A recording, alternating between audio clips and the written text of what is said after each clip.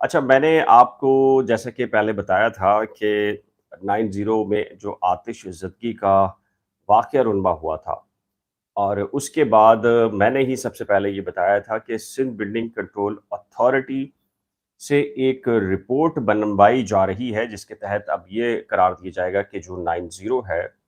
वो उसका जो स्ट्रक्चर है, वो ख़तरनाक हो चुका है और उसको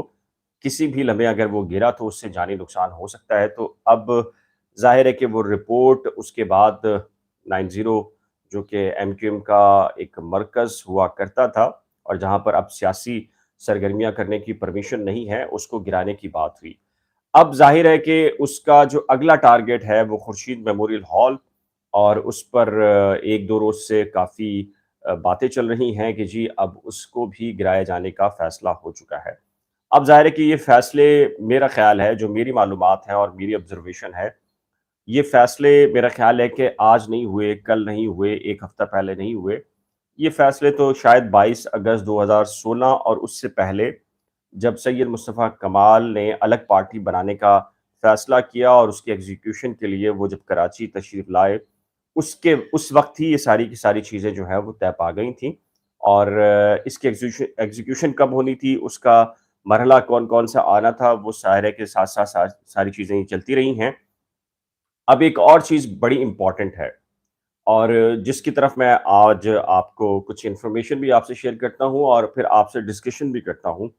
एक बड़ा इश्यू ये है कि जी एक लम्हे के लिए हम इस बात को अगर तस्लीम कर लें कि जो कराची है या जो शहरी सिंध है वहाँ से जो महाजिर वोट बैंक के या फिर महाजिर सियासत के नाम के ऊपर जो सियासत होती है,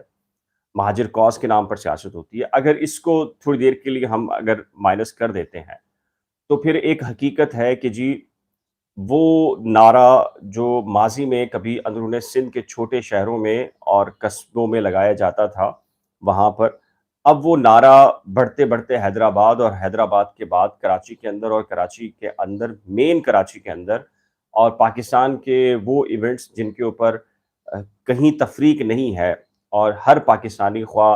वो किसी भी कम्युनिटी से ताल्लुक़ रखता हो, ख़्वाह वो किसी भी मज़हब से ताल्लुक़ रखता हो, 14 अगस्त जैसा वाक़या है, 14 अगस्त जैसा दिन है, उसको भी जोशो-ख़रोश से मनाता है। लेकिन हमने ये देखा कि इस मर्तबा जो सिंधु देश के नारे हैं, वो कराची के अंदर भी लगाए गए और बहुत सारे लोग हमें नज़र आए कराची शहर के अंदर भी। तो फिर क्या वो जो तक़सीम है, यानी कि जो शहरी सिंध की तक़सीम और दही सिंध की तक़सीम, तो इस सिलसिले में ये फिर अगर हम एक लम्हे के लिए जो शहरी सिंध की सियासत है, उसको अगर ख़त्म कर देते हैं और वहाँ पर जो महाजिर कॉज़ या महाजिर नाम के ऊपर जो सियासत है उसको चंद लम्हे के लिए तसव्वुर करेंगे, ख़त्म कर देते हैं, तो वो जो वेव जो अंदरूनी सिंध से बहुत तेज़ी के साथ बढ़ रही है और सबको पता है कि जी सिंधु देश का जो नारा है वो ज़ाहिर है कि एंटी पाकिस्तान नारा है और इस सिलसिले में अब तो जो सैलाब ज़दगान के हवाले से कराची में मुख्तलिफ़ किस्म के मकामात के ऊपर जो कैंप लगाए गए हैं, उसमें भी सिंधु देश का नक्शा और सिंधु देश की तस्वीर और जो झंडे हैं, जो भी चीज़ें उसके हवाले से थीं, वो लगाकर वो जारी की गईं, वो रिलीज़ की गईं और पैसा इकट्ठा किया जा रहा था। अच्छा, अब ये सारी की सारी चीज़ें हैं, अब फिर दोबारा अगर उस कॉज़ की तरफ आ जाते हैं, मैं आपको थोड़ा-सा बता देता हूँ इस हवाले से। लोग कह रहे हैं कि जी 9/0 को गिराना, आतिश ज़दगी, अब खुर्शीद मेमोरियल हॉल को गिराया जाना, लोग मज़म्मत कर रहे हैं, एमक्यूएम पाकिस्तान की जानिब से भी कहा जा रहा है कि जो मगरमच्छ के आँसू बहाए गए हैं। ये सारी की सारी चीज़ें आज की नहीं हैं। ये शायद ये शायद उस वक़्त तैयार तय हो गया था जब ये फ़ैसला कर लिया गया कि एमक्यूएम पाकिस्तान को ख़त्म करना है और एमक्यूएम पाकिस्तान की जो आइडेंटिटी है उसको ख़त्म करके एक नई चीज़ लेकर आनी है और वो नई चीज़ क्या हो सकती है? अच्छा, पाकिस्तान तहरीक-ए-इंसाफ पर भी बात कर लेते हैं और पाकिस्तान तहरीक-ए-इंसाफ खुद डामाडोल है, तो क्या वो कराची के अंदर एमक्यूएम की मुतबादिल बनने की उसमें सलाहियत मौजूद है? और क्या एक और बड़ा सवाल या निशान ये है कि क्या पाकिस्तान तहरीक-ए-इंसाफ सिंध के अंदर अर्बन जो सिंध हो या दही सिंध हो, वहाँ पर पाकिस्तान पीपल्स पार्टी का मुकाबला करने की उसमें सलाहियत मौजूद है या नहीं? यही सवाल हमने कल भी पाकिस्तान तहरीक-ए-इंसाफ की एक आला शख्सियत है, उनके सामने रखा था कि क्या आप एमक्यूएम के बगैर क्या पाकिस्तान तहरीक-ए-इंसाफ सिंध के अंदर पीपल्स पार्टी के अगेंस्ट कोई हुकूमत बनाने में کامیاب کبھی ہو سکتی ہے یا نہیں ہو سکتی، تو یہ وہ سوالات ہیں۔ تو پی ٹی آئی کی بات کریں گے، لیکن پی ٹی آئی سے پہلے میں بات کر رہا تھا کہ جی یہ جو ایم کیو ایم، یعنی کہ ایم کیو ایم سے بانی ایم کیو ایم کا، یعنی کہ ان کو مائنس کرنا، اور پھر ان کو مائنس کرنے کے بعد جو ان کی باقیات ہیں، جیسے کہ ایم کیو ایم کا وہ جھنڈا جس میں جو پتنگ کا نشان ہے، یا پھر مہاجر لکھا جاتا ہے، یا پھر جو 90 ہے خورشید میموریل ہال ہے، یا پھر جیسے کہ مکہ چوک کے اوپر ایک نشانی تھی، تو ان سب کو ختم کر کے ایک ایسی نئی سیاسی جماعت کا قیام، اور ایسے لوگوں پر مشتمل جو کہ بانی ایم کیو ایم سے لا تعلقی کا اظہار کریں، یہ تو ایک منصوبہ تھا، اور یہ 22 اگست 2016 سے پہلے ہی یہ طے کر لیا گیا تھا، اور یہی اسی منصوبے کے تحت آپ کے علم میں ہے کہ سید مصطفیٰ کمال آئے، انیس قائم خانی صاحب یہاں کراچی آئے، انہوں نے نئی پارٹی بنانے کا اعلان کیا، لیکن آپ کے علم میں ہوگا ایک عرصے تک انہوں نے نہ صرف پارٹی کا نام رکھا بلکہ جھنڈے کا نام بھی نہیں رکھا۔ کیوں نہیں رکھا تھا؟ کیونکہ اس کی ایگزیکیوشن کے اگلے مرحلے کے اندر ایم کیو ایم کا جو نشان تھا، پرچم تھا، یا دیگر نشانیاں تھیں، اس کا خاتمہ کر کے اثر نو پھر ایم کیو ایم ہی کے اندر سے لوگوں کو نکال کر ایک نئی پولیٹیکل پارٹی بنانے کا مقصد تھا۔ اور آپ کے علم میں ہوگا کہ سید مصطفیٰ قبال اور ڈاکٹر فاروق ستار کی جو پریس کانفرنس تھی کراچی پریس کلب میں، اور ہم وہاں موجود تھے، تو وہاں پر یہ ایگزیکیوشن کا پلان وہاں پر طے کیا گیا، اور لیکن اس کی ایگزیکیوشن وہاں کی گئی، اعلان کیا گیا، لیکن ظاہر ہے کہ ایک رد عمل آیا، اور اس رد عمل کے اندر کہا جاتا ہے، ایم کیو ایم کے بہت سارے لیڈرز کہتے ہیں کہ جی وہ ایگزیکیوشن سید مصطفیٰ کمال کے رویے کی وجہ سے آگے نہیں بڑھ سکی، یہ ان کا دعویٰ ہے۔ بہرحال لیکن یہ اب چلتا رہا معاملہ، اور اب ظاہر ہے کہ 6-7 سال کے بعد ایم کیو ایم لندن نے محسوس کیا کہ جو پاکستانی جو وہ ادارے جہاں فیصلہ ساز قوتیں موجود ہیں اور وہ اب فیصلہ کرتی ہیں، تو ان کی جانب سے یہ ٹیسٹ کیا گیا کہ اگر ان کی جانب سے کچھ ایکٹیویٹیز کا آغاز کیا جائے تو انہیں اندازہ ہو پائے گا کہ ان کی سیاست ابھی زندہ ہے، باقی ہے، انہیں پرمیشن دی جائے گی نہیں دی جائے گی، اور یہ ساری چیزیں ہیں جس کی ایگزیکیوشن کے لیے ایم کیو ایم لندن نے اس کا آغاز کیا، اور رمضان کے اندر ایکٹیویٹیز کی، تو ان کی جو وہ والی ایکٹیویٹیز تھیں، تو اس کے اوپر جو کہہ لیجئے کہ رینجز کی جانب سے یا لا انفورسمنٹ ایجنسیز کی جانب سے بہت شدید قسم کا رد عمل سامنے نہیں آیا۔ تو رد عمل جب نہیں آیا تو انہوں نے یہ کہا کہ جی وہ اپنی ایکٹیویٹیز کو آگے بڑھاتے ہیں۔ پھر آپ نے دیکھا کہ کراچی شہر کے اندر ان کی ایکٹیویٹیز تھوڑا بہت ہوئیں، لیکن پھر آہستہ آہستہ آہستہ معاملہ 14 اگست کے دن تک آ گیا، اور ایم کیو ایم لندن نے یہ فیصلہ کیا جی کہ پاکستان کے پرچم لے کر وہ نکلیں گے، اور وہ یہ مطالبہ کریں گے کہ جی ان کو سیاسی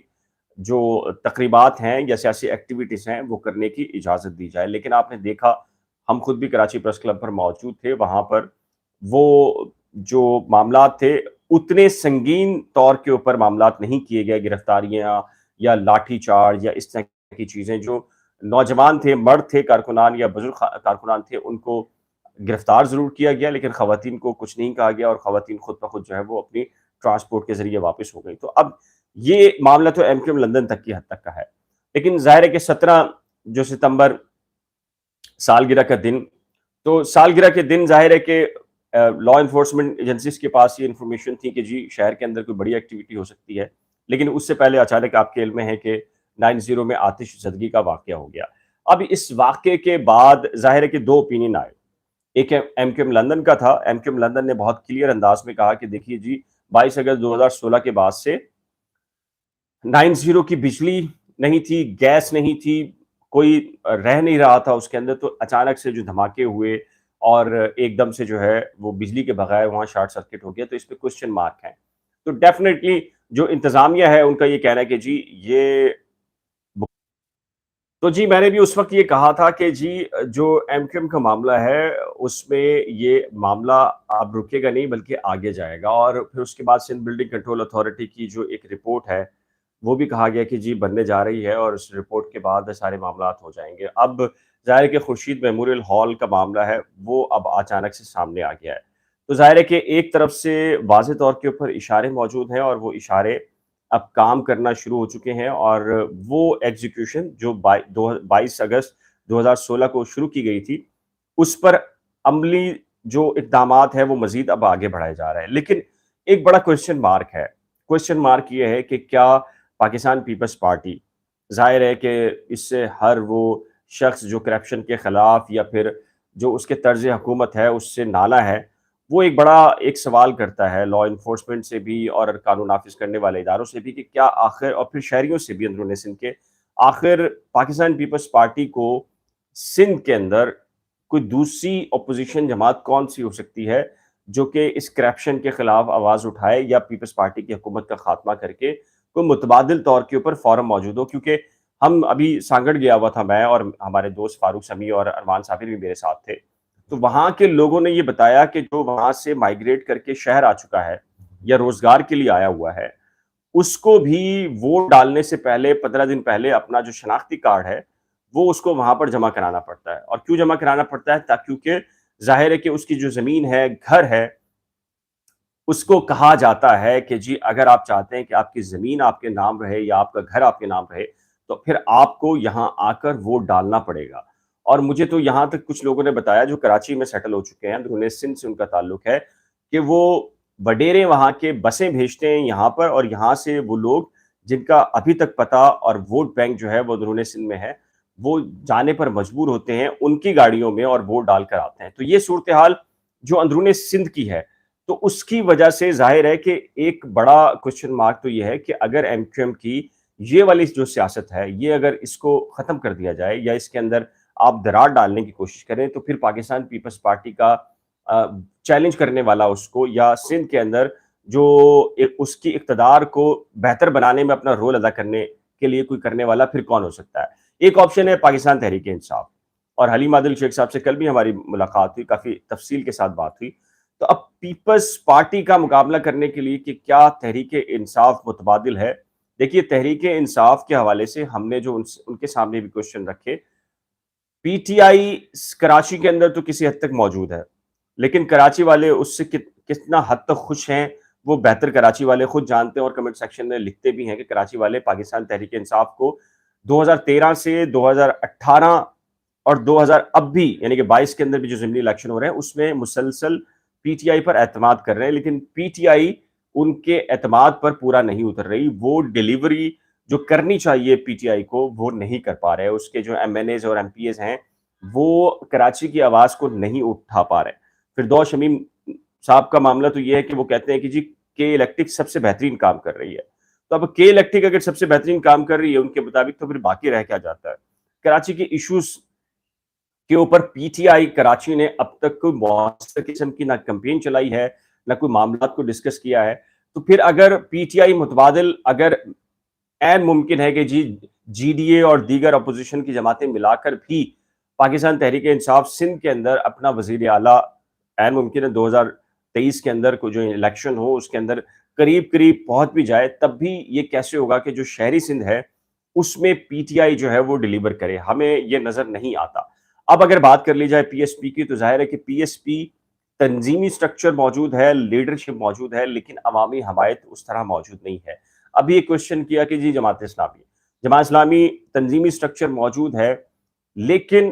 ایک بڑا کوشچن مارک ہے کہ کیا پاکستان پیپلز پارٹی جو کہ اس پورے سسٹم کے اندر اپنی جڑیں مضبوط کیے ہوئے بیٹھی ہے، کراچی شہر کی بات نہیں کر رہا، پورے سندھ کی بات کر رہا ہوں. ظاہر ہے کہ پورے سندھ کے اندر تبدیلی آئے گی، پیپلز پارٹی سندھ حکومت سے باہر جائے گی تب ہی کچھ ہوگا. انٹل انلیس، کیونکہ اس کی بنیادی ریزن یہ ہے کہ آپ صرف کراچی کی بیس کے اوپر جماعت اسلامی یا پی ایس پی کی بات کریں تو ٹھیک ہے، ایک اچھا خاصا ووٹ بینک بھی ہو سکتا ہے، ووٹرز بھی ہیں، ساری چیزیں ہیں، لیکن پیپلز پارٹی کو آپ جب تک سندھ حکومت سے نہیں، جو جمہوری طریقے سے نہیں چھین پائیں گے اس وقت تک یہ ساری چیزیں نہیں ہوں گی. اس کی وجہ یہ ہے کہ اب پوری کی پوری جو بیوروکریسی ہے وہ پیپلز پارٹی کی ہے، پورا سسٹم پیپلز پارٹی کا ہے. پٹواری نظام ہو، دیہی سندھ کے اندر جو سٹرکچر ہو، وڈیرہ شاہی ہو، سارے کے سارا پیپلز پارٹی کا ہے. تو اب اگر مہاجر سیاست اگر مائنس کرتے ہیں اور پی ٹی آئی یہ سمجھتی ہے کہ جی مہاجر سیاست یعنی کہ ایم کیو ایم کو کمزور کر کے ایم کیو ایم ختم کر دی جائے،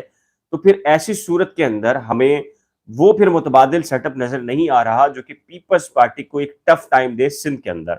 کیونکہ معاملہ کراچی حیدرآباد کا نہیں ہے، پورے کے پورے سندھ کا ہے. میں سانگڑ گیا، وہاں لوگ بلبلا رہے ہیں، کسی کے پاس سامان نہیں پہنچ رہا. ایون کے سانگڑ کے اندر شازیہ مری جس حلقے کے اندر وہاں سے وہ شازیہ مری کا حلقہ ہے، اس کے بالکل قریب جا کر ان کے گھر کے سامنے ہم نے لوگوں سے پوچھا ہے، نہ ٹینٹ کسی گورنمنٹ نے فراہم کیے ہیں، نہ کوئی سہولت ہے. 3 میں سے 1 وقت کا کھانا آتا ہے،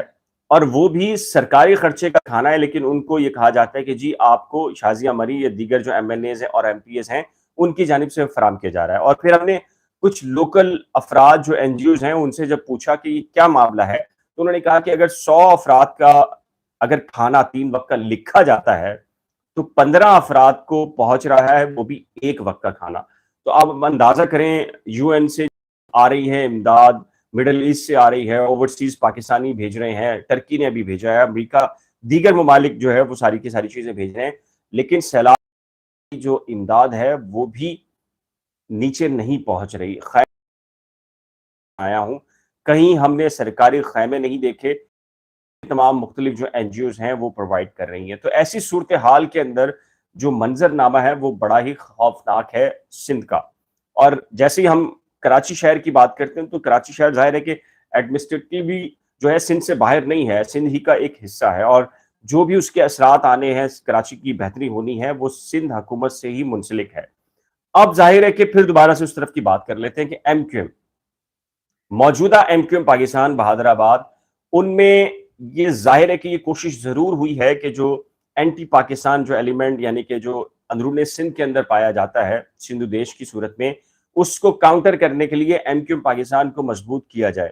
اور یہ ایکسرسائز پچھلے دنوں ہوئی بھی ہے۔ لیکن ایم کیو ایم پاکستان کا ایک پرابلم یہ ہے کہ ایم کیو ایم پاکستان میں جو لیڈرشپ ہے ان کا قد کاٹ یا ان کی جو سوچ ہے، اپروچ ہے، وہ اتنی وسیع نہیں ہے۔ وہ ایک دوسرے کے مد مقابل ہیں، گروپوں میں تقسیم ہیں، وہ تقسیم در تقسیم در تقسیم ہے۔ یہی وجہ ہے کہ آئے روز ایک نہ ایک سکینڈل، ایک گفتگو، ایک معاملہ، اب ظاہر ہے کہ کامران ٹسوری کو واپس لینا،